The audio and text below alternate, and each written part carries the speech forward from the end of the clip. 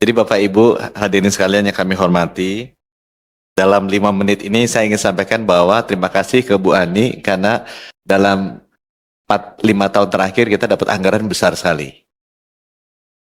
Di tahun depan tadi disampaikan ada 197,8 triliun anggaran sektor kesehatan. Untuk Kementerian Kesehatan sendiri ada 114 triliun. Sekitar 90 triliunnya di Kementerian Kesehatan, sisanya 23-24 triliun itu kita alokasikan langsung ke pemerintah daerah dalam bentuk dana alokasi khusus, baik fisik maupun non-fisik. Nah, arah dari asta-citanya Bapak Presiden terpilih untuk kesehatan ada 3 hal yang beliau ingin lakukan.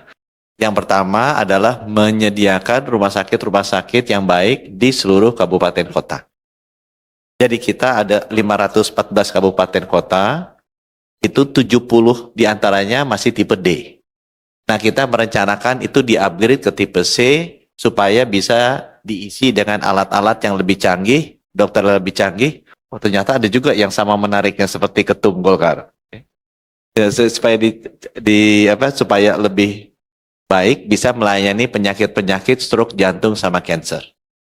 Tapi akan kita lakukan bertahap. Rencananya terima kasih juga Bu Menkyu udah nambah untuk sekitar 1 triliunan lagi untuk quick win 10 tahun depan. Ya. Kita dari dananya kita juga udah ada mungkin untuk sekitar 10 lagi.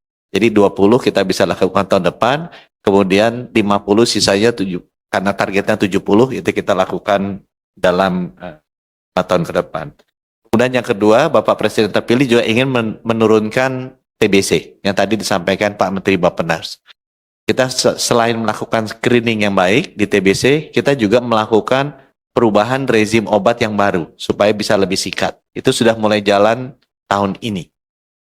Dan kita akan mulai clinical trial vaksin TBC. Karena seperti teman-teman lihat, semua penyakit menular itu paling ampuh kalau ada vaksinnya. TBC ini vaksinnya kuno sekali, sekarang tahun ini insya Allah kita akan mulai. Ya, Indonesia sebagai lokasi clinical trial level 3 untuk vaksin TBC yang baru diharapkan 2028 sudah bisa di-launch. Itu akan bisa secara drastis sama seperti COVID menurunkan angka prevalensi TBC. Dan dari asta-cita, Bapak Presiden terpilih juga ingin fokus ke preventif dalam hal screening, menjaga masyarakat kita sehat, bukan hanya mengobati orang sakit. Karena ini ada strategi kesehatan yang lebih murah dan juga dari kualitas hidup lebih baik. Jadi kita sudah mengalokasikan cukup banyak ya, sekitar 4-5 triliun dari Kementerian Kesehatan, ditambah lagi, terima kasih juga Bu Ani, nambah lagi, ini Ani dan Pak Isa, tambahan lagi uangnya untuk bisa melakukan screening yang lebih baik. Screening ini kita lakukan untuk semua siklus hidup. Kalau Bapak Ibu ingat, biasanya dulu di screening bayi, screening gizi. Dengan apa? Dengan nimbang dan mengukur tinggi badan, pakai antropometri itu.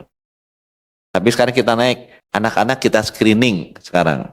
Screening apa? Screening jiwa. Karena banyak yang dibullying gitu kan. Nah, screening jiwa. Kemudian juga anak-anak screening obesitas. Karena banyak anak-anak kita juga yang kelebihan gula. Ya. Sejak kecil sehingga diabetes anak itu sekarang makin lama makin naik. Kemudian yang dewasa kita lakukan screening kardiovaskular. Karena ini paling banyak kematiannya tuh, stroke sama jantung. Kemudian juga kita lakukan screening untuk cancer. Kita masukkan tuh. Yang sebelumnya agak mahal karena ditambah dananya sesuai dengan aspirasi Presiden terpilih baru akan kita masukkan. Cancer yang pembunuh paling tinggi di perempuan itu kanker payudara dan kanker serviks. Di laki-laki itu kanker paru dan kanker usus. Ya, itu screeningnya kita masukkan.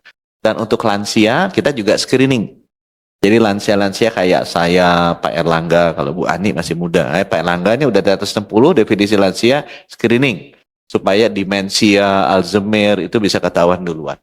Ya, sehingga dengan demikian diharapkan seluruh masyarakat kita nanti bisa dideteksi dini penyakitnya, akibatnya perawatannya biayanya lebih rendah, dan kualitas hidupnya lebih baik. Pas 4 menit 59 detik.